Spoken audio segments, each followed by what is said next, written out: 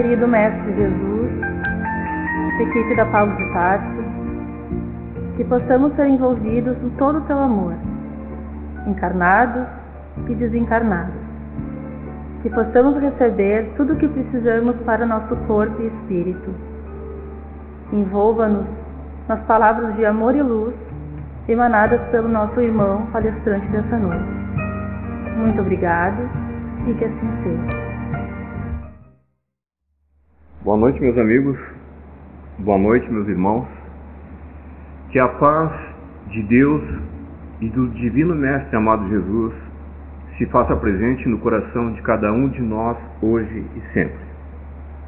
Meus queridos irmãos, é com grande alegria que nós retornamos a esta casa que está sempre no nosso coração e que nós estamos sempre ligados a ela, a cada um dos amigos aqui presentes, encarnados ou desencarnados, que fazem parte da equipe de trabalho. É com grande alegria que nós estamos aqui hoje, não é?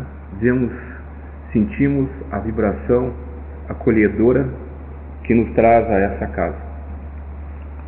Que nos foi dado o capítulo, aliás, o tema a ser visto, do Livro dos Espíritos, que começa com Deus.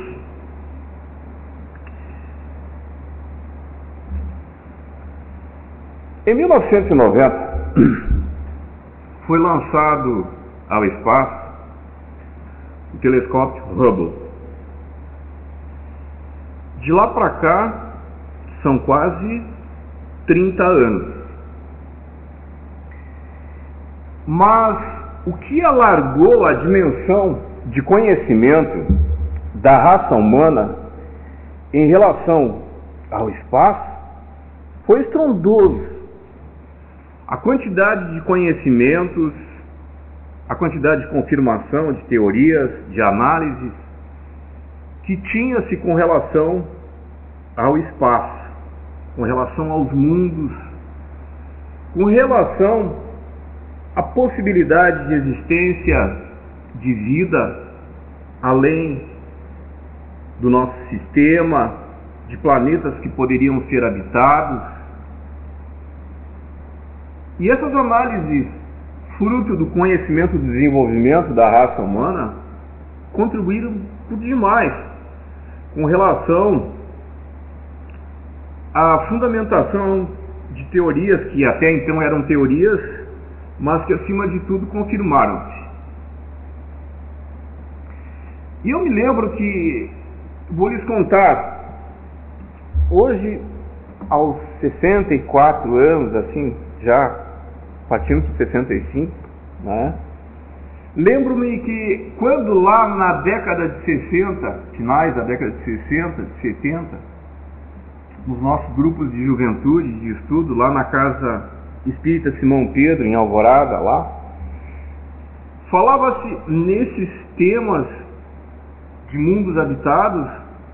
Era uma coisa assim que nos deixava eufóricos, mas ao mesmo tempo abismados e, acima de tudo, não sei se com uma gota de medo ou de curiosidade aos extremos. Será que realmente isso é possível? E a doutrina espírita nos estudos nos mostrava que era possível, sim. Aonde o Cristo dizia, não é, que a casa do Pai é o universo, que a pluralidade dos mundos era algo indiscutível, e aí se estudava, tinha obras, enfim. E a questão de... nós falamos do telescópio Hubble lá nos inícios da década de 90. Eu me lembro lá que lá já pelo ano 2009, 2010, as teorias tidas até então, não só teorias, as comprovações tidas até então do nosso sistema sendo composto por nós de planetas, enfim, estava tudo confirmado e muito mais. Já se chegava a uns números assim que eram astronômicos, da quantidade de mundos, de planetas, que já chegava-se a casa de quase 4.000, 5.000. Então aquilo estava brotando aos borbotões. E a questão de 2 anos atrás foi lançado um outro telescópio de magnitude, de tamanho, de capacidade N vezes maior do que aquele que foi lançado lá, porque a tecnologia avançou, né? Que foi o James Webb. Então, de lá para cá, se os senhores buscarem informações, não é? Hoje tem a internet aí que disponibiliza informações aos borbotões da quantidade de mundos que estão sendo descobertos. Hoje, aquela dúvida que se tinha, não é? De que se seria ou não, existiria ou não outro mundo, foi-se. E hoje, aquelas classificações que nós recebíamos de serem taxados de loucos, quem acreditava nisso, lá no início da década de 70, e a gente tinha que se cuidar onde, com quem falava-se isso, porque senão era considerado um maluquinho.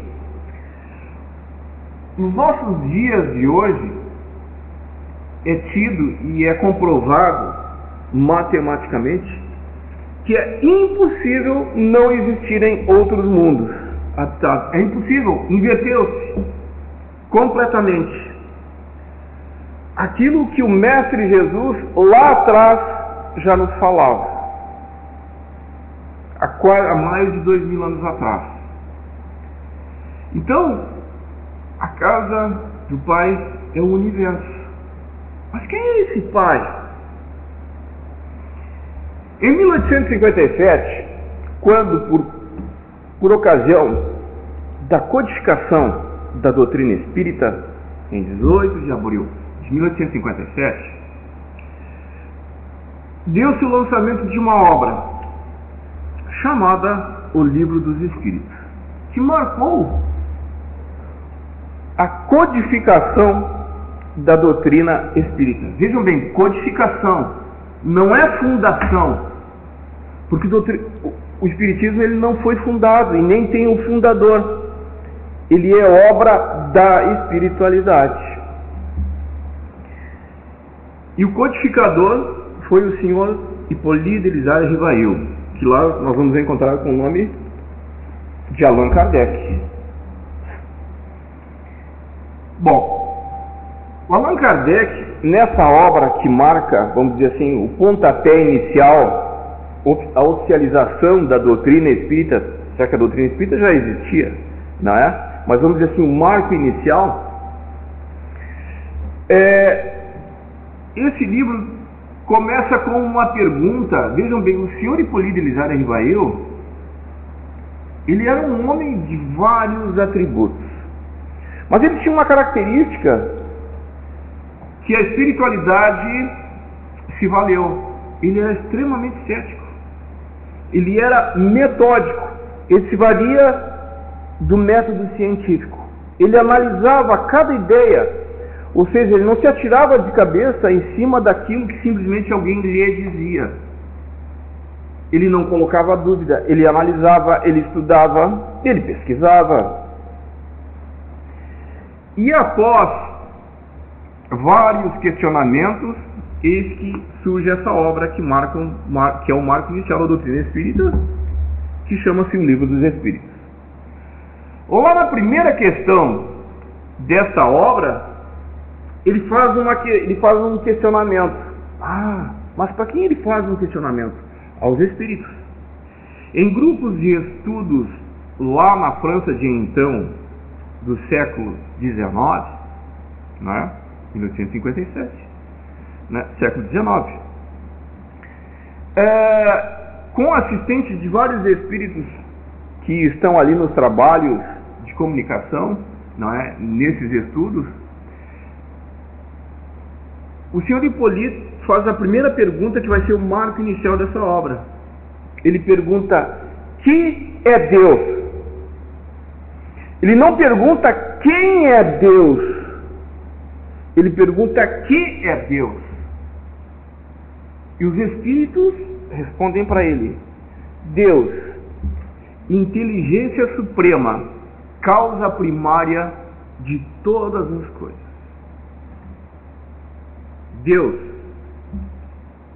inteligência suprema, causa primária de todas as coisas. Ele não perguntou quem é Deus, ele não personificou. Em função do quê? Da própria condição dele de homem de ciência. Então, o que ele faz? Ele começa a analisar e ele coloca ali, quem é Deus? E os Espíritos respondem. Vejam bem,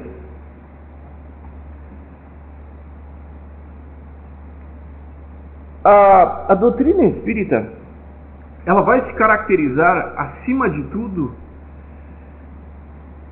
pelo estímulo que ela nos dá em nós desenvolvermos em nós a nossa capacidade de análise, em não nos deixarmos levar pelo fanatismo. Os amigos devem ter visto há poucos minutos, quando deu a abertura dos trabalhos aqui, não é? Trabalhos de estudo que são feitos nessa casa. E vão ser, vamos dizer assim, com mais ênfase, vão vir convites aqui, os quais serão desenvolvidos, e são desenvolvidos trabalhos de estudo nessa casa. Por quê? Qual a finalidade? A finalidade é essa, de nós termos o acesso ao conhecimento, a compreensão de entendermos o que é e quem é Deus, ou o que é Deus, como coloca lá o senhor Hipólito. Dessa condição primeira de nós entendermos que é Deus, e lá eles vão colocar os atributos de Deus, vão colocar lá, Deus é infinito, imaterial,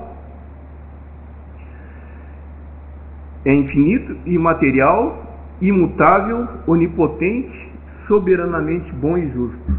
Será que nós teríamos todas as definições de Deus?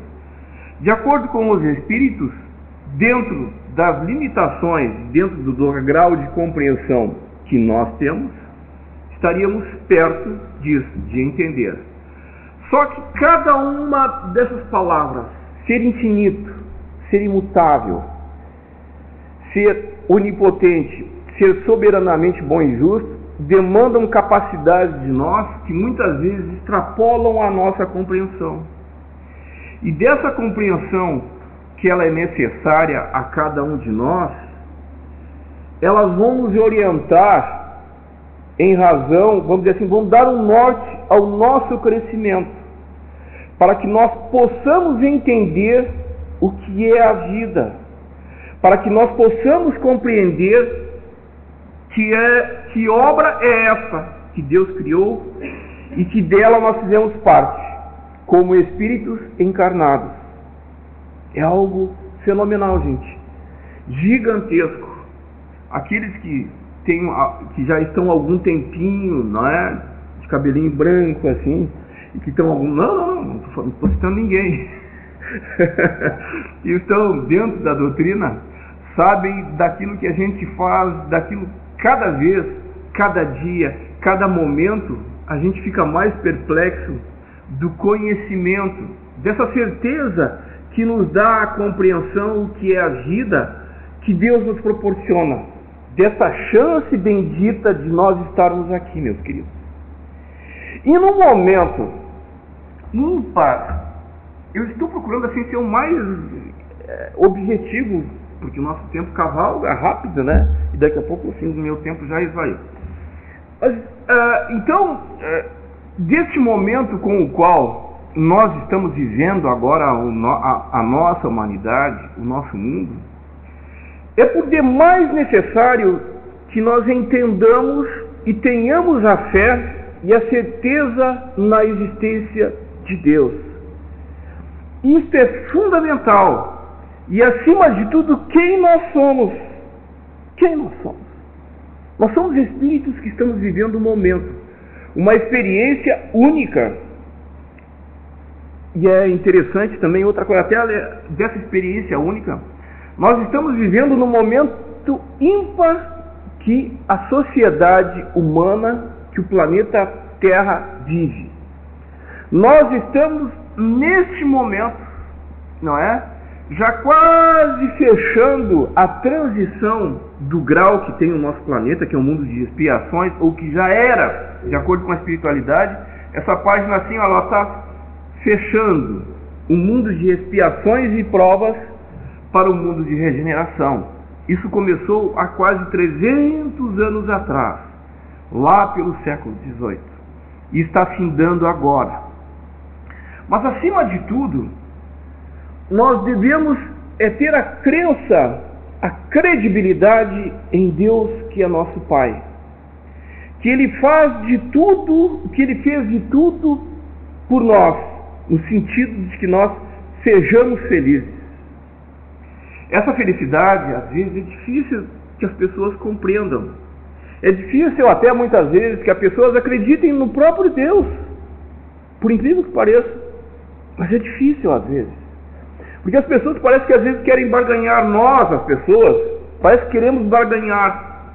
Nós olhamos o nosso sofrimento, as provas com as quais nós convivemos, e delas muitas vezes nós nos olhamos para dizer: mas se o Pai, como dizem, é tão amoroso, se Ele é soberanamente bom, como colocam, por que eu estou vivendo determinada situação?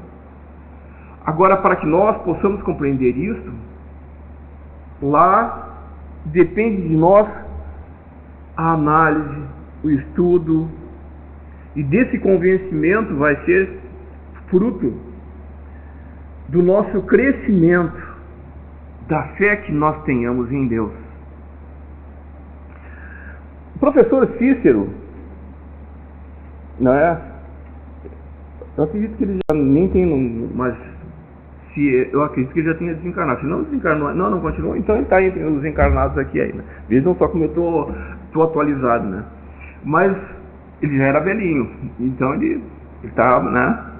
Então o professor Cícero lá, eu peguei um artigo dele, tive, graças a Deus, inúmeras vezes a oportunidade de ver, de participar de trabalhos com ele, enfim, de estudos, né? E aí ele coloca uma coisa assim: nós temos uma capacidade que Deus nos deu, que nós somos co-criadores. Nós temos a capacidade de transformar, de criar, de realizar, de fazer. Co-criadores. Mas a capacidade de ser criador é tão somente de Deus, porque Deus nos criou. Ou seja, vamos fazer uma comparação assim bem rápida, assim, ó. Nós manipulamos a energia, em energia elétrica, em calor, enfim, em várias modalidades de energia, de acordo com as nossas necessidades, e nós a usamos para que se transforme em benefícios para nós, certo? Mas a energia já existia, porque Deus foi quem criou a energia. Nós só nos disponibilizamos dela para transformá-la, manuseá-la de acordo com as nossas necessidades. Então, nessa condição de co-criadores, nós temos o nosso livre-arbítrio. Dentro do nosso livre-arbítrio, nós temos a capacidade de criar situações que traduzem felicidade ou infelicidade. De criar situações que se traduzem em alegria ou tristeza. Lamentavelmente, de odiar, que é o inverso do amor, nós também até para isso nós somos livres. Nós somos livres até para sofrer, mas também nós podemos fazer o inverso disso, criando situações que traduzam-se em felicidade. E o Cristo, lá 2000 anos atrás, ele vinha como sendo o nosso grande mestre, com a lei do amor, que ela deveria se refletir ao longo dos séculos para o nosso crescimento.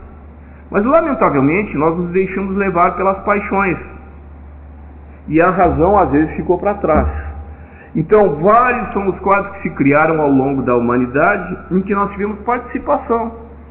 E dessas participações equivocadas traduzem-se no momento em que nós vivemos, que é o sofrimento, que é a tristeza, né?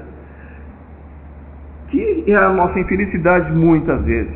Mas, contudo, todavia, entretanto, temos nós essa oportunidade bendita que é nos dada através dos processos de reencarnação. E nós temos mais uma vez um momento que nós estamos aqui experienciando uma vida. Nessa condição de experienciarmos uma vida, como dizíamos alguns minutos atrás, nós estamos vivendo um momento ímpar agora, gente, tá? Nesse período que o nosso planeta está vivendo. De acordo com aquilo que nos foi dito lá atrás, já há algum tempo, não é? Viveríamos momentos extremamente, vamos dizer assim, momentos extremamente delicados no nosso mundo.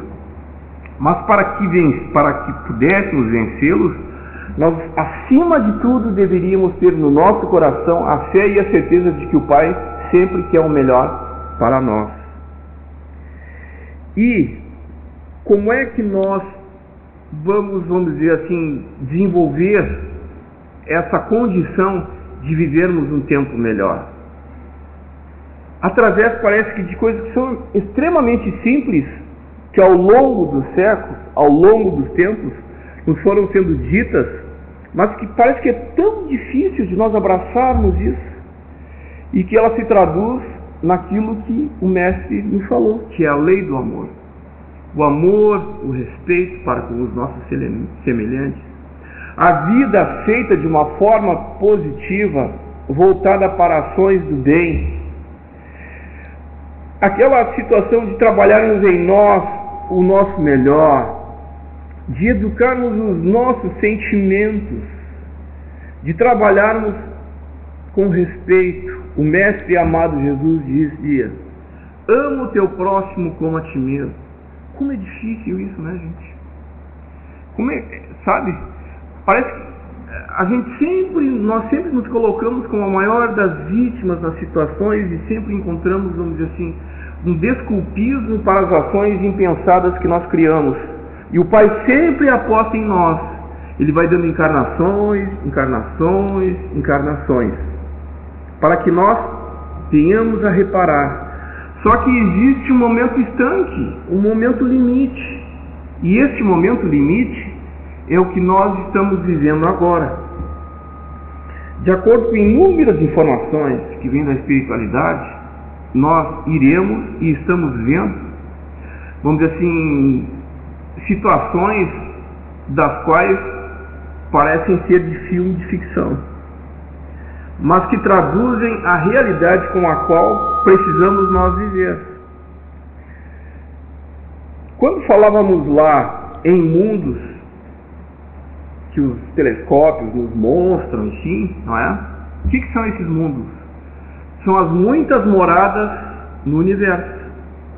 E essas moradas têm mundos dos mais diferentes níveis. O nosso planeta, ele pertence a um nível. E os espíritos que aqui estão hoje têm um determinado nível, têm uma determinada condição que é pertinente a ele. Só que essa escola que nós chamamos de Terra, ela está sendo promovida. E para que nós possamos compartilhar essa mesma atmosfera, nesse ambiente de promoção ao qual ele está sendo lançado, nós também teríamos que fazer por merecê-lo. E esse merecimento, não é, são aqueles que foram, vamos dizer assim, orientados ao longo de inúmeras encarnações.